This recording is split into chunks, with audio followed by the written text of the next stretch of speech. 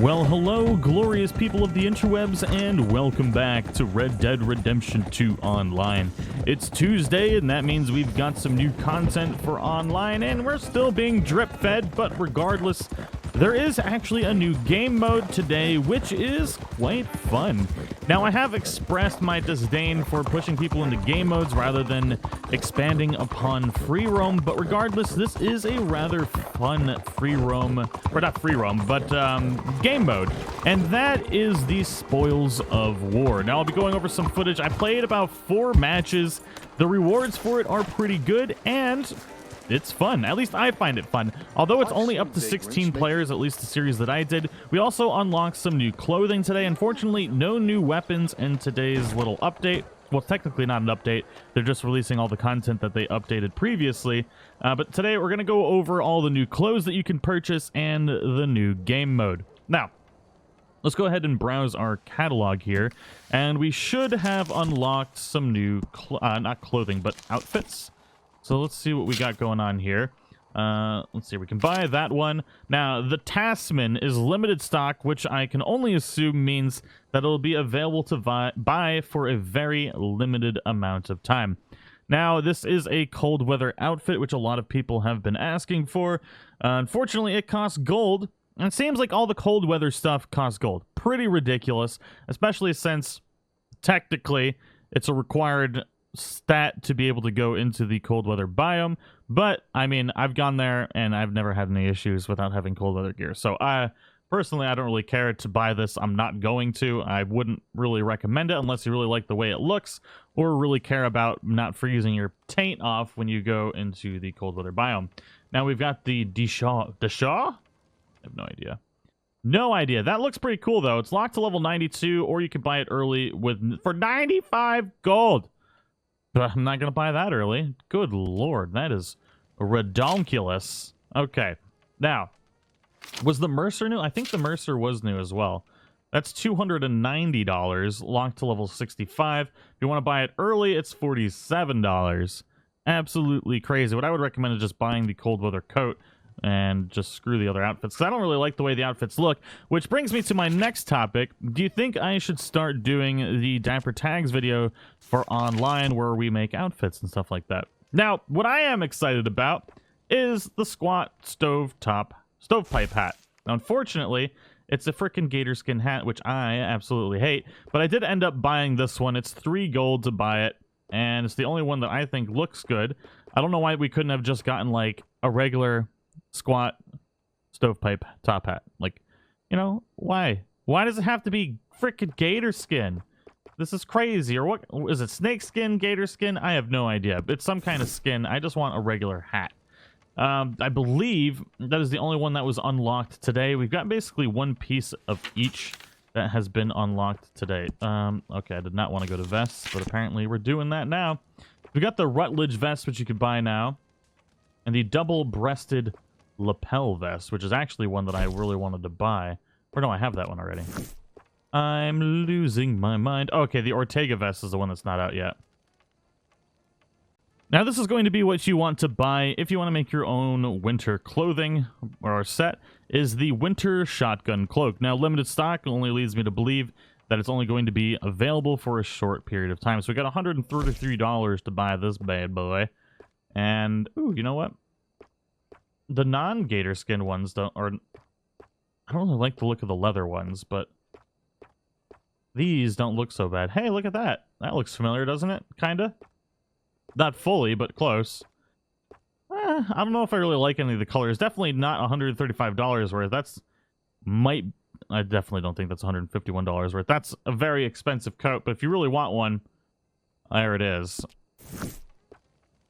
Hunter jacket. Oh god, that gator stuff just looks so bad.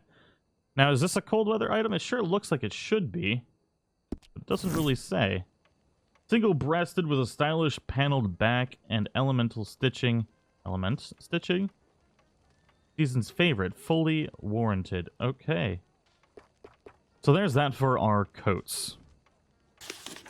Get these. They will be available for a limited time, and basically these are just pants that have it like tied off a little bit at the knees. Oh, look at those. Oh, I like the white pants. I was trying to make like an all-white outfit, at some point. I think I did that in single player. These are actually not bad. Not a big fan of them being tied at the knees, but I do like the looks of these pants.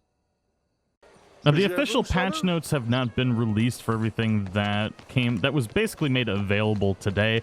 There is no update to download. You basically just log on and new things will be unlocked. So everything has literally already been added to the game. They're just drip feeding it every week, which kind of sucks. But regardless, if you go to your map here, you can see that we've got a new series, which is particularly cool that they've done this. And if I can find it, there it is.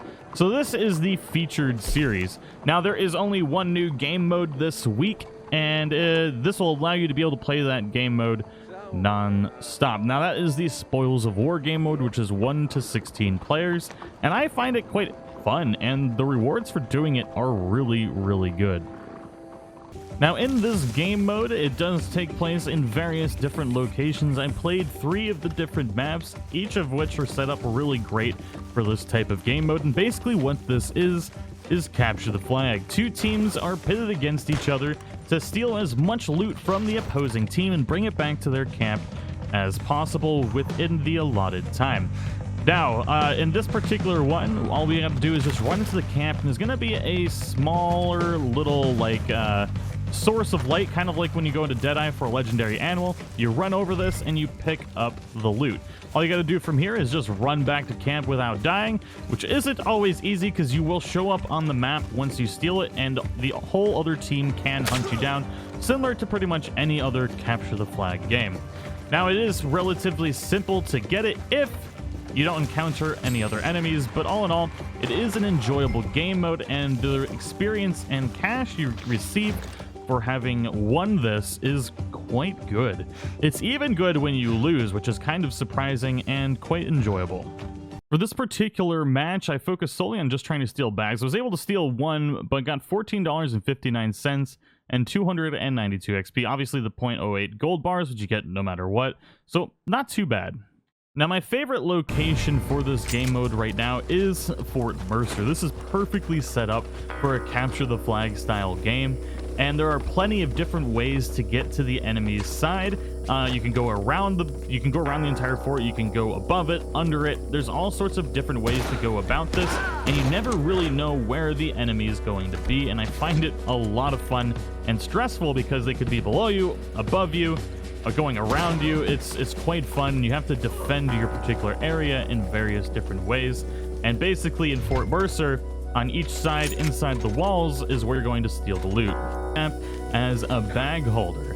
Now, you can fight back when you have the bag, so you're not limited to just carrying the bag of loot. You can fight back and stuff like that. It really depends on your play style, but you only have until they get into the circle, the glowing circle of their own camp, before they will actually claim that loot. So you have to get after them really quick because the distance between camps is not very long. If you decide to go all the way around Fort Mercer, though, it does take quite a bit of time to get there, and you have plenty of opportunity to do so.